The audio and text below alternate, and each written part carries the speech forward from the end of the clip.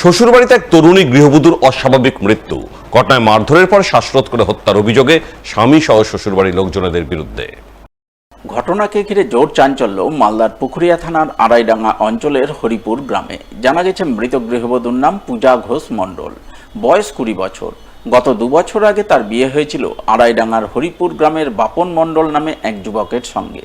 বর্তমানে তাদের 1 বছরের এক কন্যা সন্তান রয়েছে। রবিবার ভোরে পূজার শ্বশুরবাড়ির লোকজন তার বাপের বাড়িতে খবর দেন পূজা গলায় দড়ি দিয়ে আত্মহত্যা করেছে।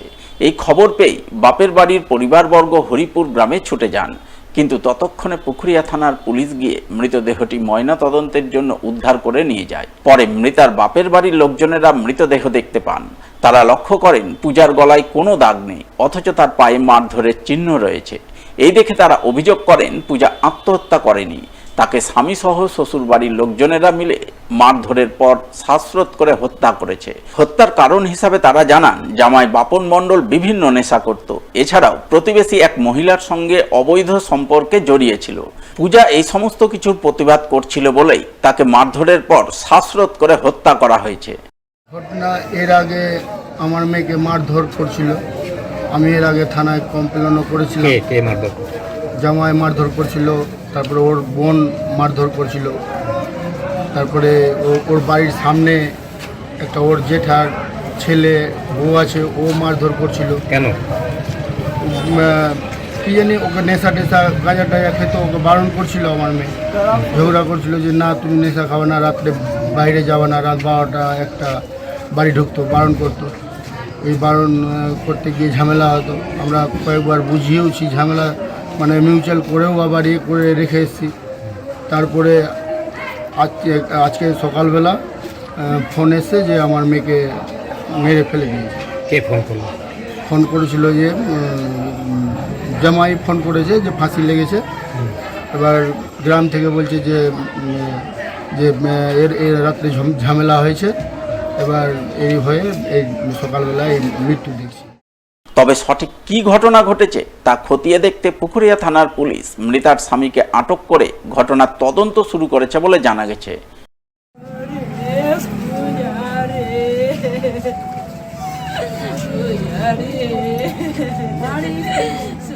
মর্মান্তিক ঘটনা। বিষধর সাপের ছোবলে অকালে মৃত্যুর কোলে ঢলে পড়ল এক যুবক। ঘটনাকে ঘিরে রবিবার 7 সকালে গভীর শোকের ছায়া নেমে এলো মালদার মানিকচকের নারায়ণপুর ব্রজলাল টোলায়।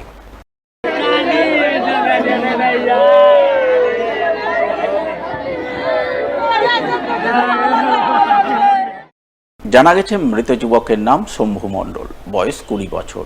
সে গত শনিবার মানিকচকের খাসমহল এলাকায় মহিষ চড়াতে যায়। সেখানেই তাকে এক বিষধর সাপে কামড়ায় বলে খবর। এরপর থেকে সে আশঙ্কাজনক অবস্থায় চিকিৎসাধীন ছিল মালদা মেডিকেল কলেজ হাসপাতালে। কিন্তু শনিবার 7 দিনের মাথায় হাসপাতালে চিকিৎসাধীন অবস্থাতেই অকালেই মৃত্যুর কোলে ঢলে পড়ে সে। শনিবারে প্রায় 7টা, 7:30, 8টার দিকে সকাল এই কামড় দিয়ে দেয় বিষধর সাপটা। সেই সাপ তো চন্দ্রবোড়া সাপ। সে নিজে, ওর কাছে মোবাইল ছিল, মোবাইলে ছবিও তুলেছেন। হ্যাঁ, সেই অবস্থাতে আতঙ্ক হয়ে ওখান থেকে ফোন করেছিল যে আমাকে সাপ কেটে নিয়েছে, তাড়াতাড়ি আমাকে ব্যবস্থা নাও। তো ও অত্যাধিক মানে ভয় খেয়ে ও দৌড়ে এসেছিল। দৌড়ে এসে গঙ্গার ধারে ঘাটটা নৌকা ধরবে বলে এসেছিল। সেটাই সেখান থেকে তড়িঘড়ি করে মানিকচক হসপিটালে নিয়ে যায়। মানিকচক হসপিটাল থেকে রেফার করেছে সদর মেডিকেল হসপিটালে। 6 দিন করে শুক্রবারের রাত্রি প্রায় 11টার দিকে প্রাণ ত্যাগ করে। সেটা কিন্তু অত্যন্ত গরিব, তাদের জমি জায়গা নাই এই বাস্তুবিটা ছাড়া। একে এখন প্রচুর পরিমাণে যত সাহায্য পায় যদি সরকার থেকে পাওয়া যায়, তো একটি এখন অসহায় অবস্থাতে আছে, এটাকে সাহায্য করা উচিত সরকার। এই খবর পাওয়া মাত্রই পরিবারবর্গ কান্নায় ভেঙে পড়েন। তরতাজা যুবক ছেলের অকাল মৃত্যুতে কান্নায় লুটিয়ে পড়েন মৃত যুবকের বৃদ্ধ বাবা মা। ঘটনাকে ঘিরে গভীর শোকের ছায়া নেমে আসে মানিকচকের ব্রজলাল টোলায়। ঘটনায় মৃত যুবকের অসহায় পরিবারবর্গের জন্য সরকারি সাহায্য সহযোগিতার করুণ আবেদন জানান গ্রামবাসীরা। অনেক দিন থেকে ওরা মানে মাস দুয়েক আগে মহিষ নিয়ে গিয়েছে, ওখানে কামার বাড়ি করে মহিষ চড়াচ্ছে। আর ওখানে জঙ্গল আছে, মানে কাশেলা যাকে বলে, ওই জঙ্গলে মহিষ ঢুকেছে। আর এরা বলছে হাঁকাতে গেছে, আর ওখানে ওই সাপ কেটেছে। সাপ কাটলে তো দাঁত দাঁত পাওয়া যায় না, দাঁতের যে একটা দুটো ইয়ে থাকে, চিহ্ন থাকে। তারপর ওখান থেকে মালদা সদর হসপিটালে গেল, মানিচক গেল, তারপরে মালদাতে, মানিচক থেকে মালদা।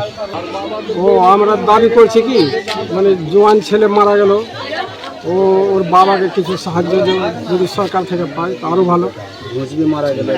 মহিষ মারা গেল, ওই সাপটাই মারা গেল।